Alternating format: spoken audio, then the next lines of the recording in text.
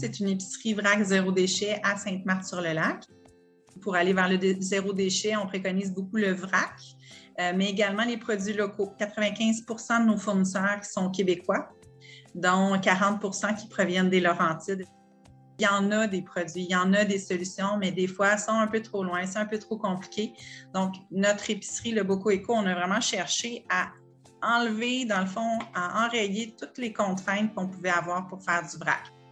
La première question, c'est ça a l'air de quoi l'emballage? Est-ce que je suis capable de faire du vrac? Est-ce que je suis capable d'avoir des grandes quantités? Est-ce que je suis capable d'avoir les produits dans des chaudières consignées? Ou est-ce qu'on peut réutiliser les contenants? C'est vraiment l'emballage, c'est ma question numéro 1.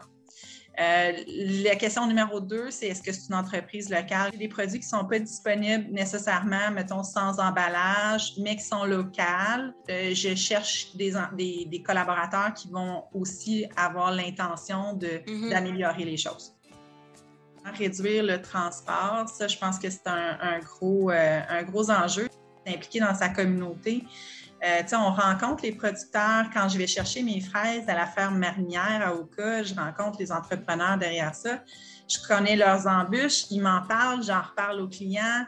Ils sont sensibilisés par tout ça. Il y a beaucoup de choses qu'on peut comprendre, qu'on peut apprendre de un et de l'autre. Côté des épices, on a vraiment beaucoup d'économies parce qu'on réduit les emballages. Donc, on voit facilement du 30 à 50%. En plus que ça soit frais. Parce que ça aussi, des fois, on ne réalise pas, là, mais des fois, c'est pas ça fait longtemps que ça traîne là, sur les tablettes et dans les armoires. Nos clients nous le mentionnent souvent que depuis qu'ils ont commencé à faire du vrac avec nous, ils voient que leur bac de recyclage, leur bac de poubelle, leur bac de compost diminue. Idéalement, si on peut, de planifier, dans le fond, notre première visite. Donc, je donne un exemple concret. On pourrait dire, bon, mais moi, je vais apporter 3 plats Tupperware ou 3 pots maçons.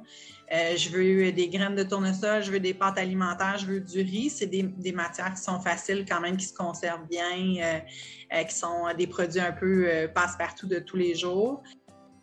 On a des pots qui sont disponibles gratuitement pour les gens qui ont oublié leur contenant. Ça, c'est la première raison. Pourquoi que les gens font pas de vrac des fois, c'est qu'on oublie nos contenants. On peut se donner des trucs, là, de laisser une boîte à l'entrée ou dans l'auto. Aussitôt que les contenants sont propres, on les met dedans. C'est pas d'essayer de trop en faire en même temps. Si pour vous, vous avez des allergies alimentaires, ben commencez pas par les aliments, commencez par les produits ménagers, les produits d'hygiène corporelle. Est-ce qu'il y a des petits sacs en bouteille d'eau recyclée que je peux utiliser pour mes collations? Puis, en fait, je suis certaine qu'il y a plein de choses que vous faites déjà aussi, tu sais, à la maison, que vous pensez pas, mais ça l'est du zéro déchet. Chaque fois que vous avez justement des pots que vous apportez dans les lunchs réutilisables, ça n'est un petit geste qu'on fait. Tu sais, si on se mettait tous justement à réduire, même si c'était juste de 1%, 2%, 5%, imaginons ce que ça donnerait comme résultat.